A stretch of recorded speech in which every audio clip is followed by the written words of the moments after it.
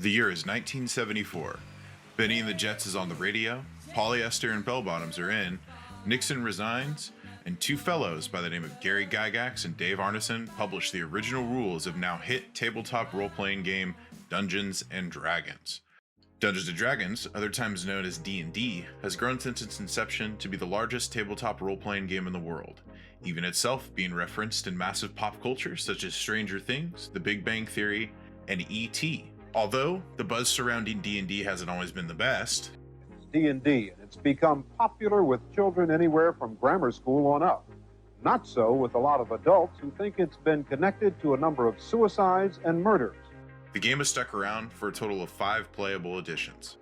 To someone like me, a nerd loud and proud, D&D is just a regular occurrence in my life.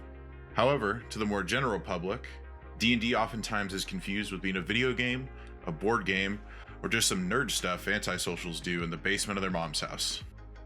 Today, I am here to inform those curious enough about the wonders of Dungeons & Dragons.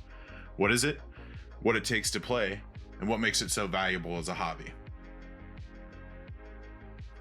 Dungeons & Dragons is a tabletop role-playing game, played with a minimum of 2 players to anywhere upwards of 8.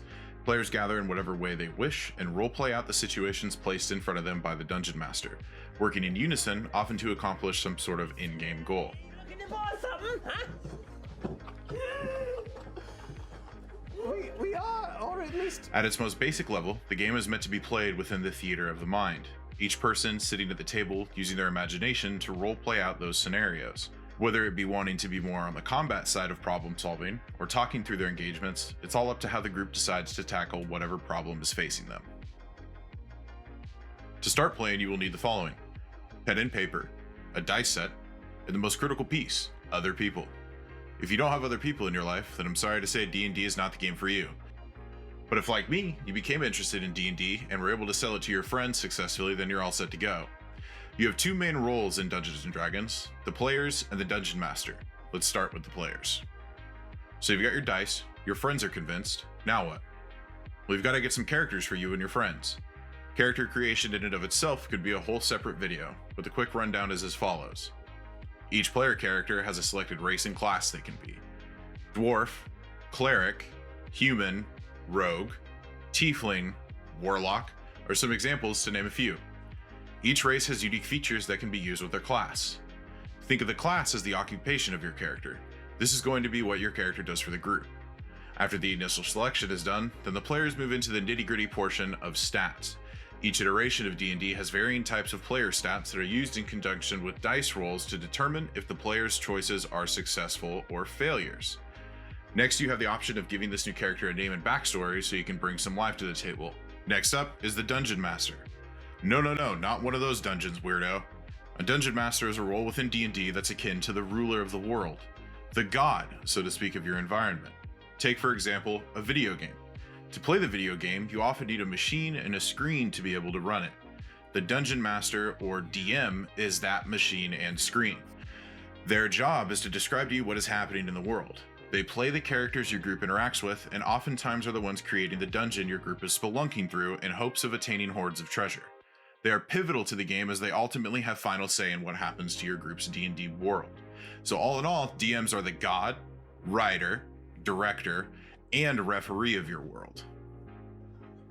The flow of the game is accomplished through a coordination between the players either acting out scenarios with the Dungeon Master or dice rolls. To accomplish certain things in the game, the DM can require skill checks for your character, which is where those stats and dice come in. Here's some example gameplay from my own group. This here is my character sheet, these are my notes, and here's our group.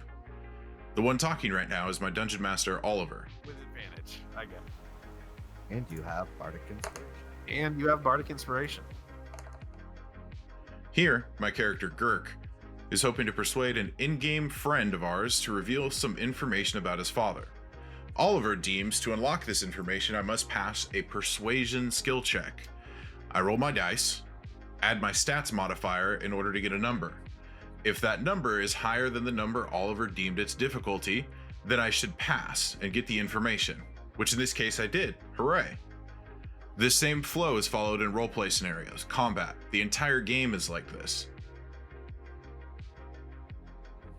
Now you've stayed long enough to listen to my babbling about the what and the how, but now you're wondering, why? Why is D&D valuable as a hobby? Well, because it's incredibly fun. Dungeons & Dragons allows us to flaunt creativity, show off our analytical prowess, improve everyday skills such as critical thinking, empathy, and problem solving, and finally, connect with those around us. At a time where the world has done its best to push us apart, D&D is there, and no matter how bleak the outside can get, there's a magical world teeming with life waiting to be explored. All you need is pen and paper, dice, and some friends.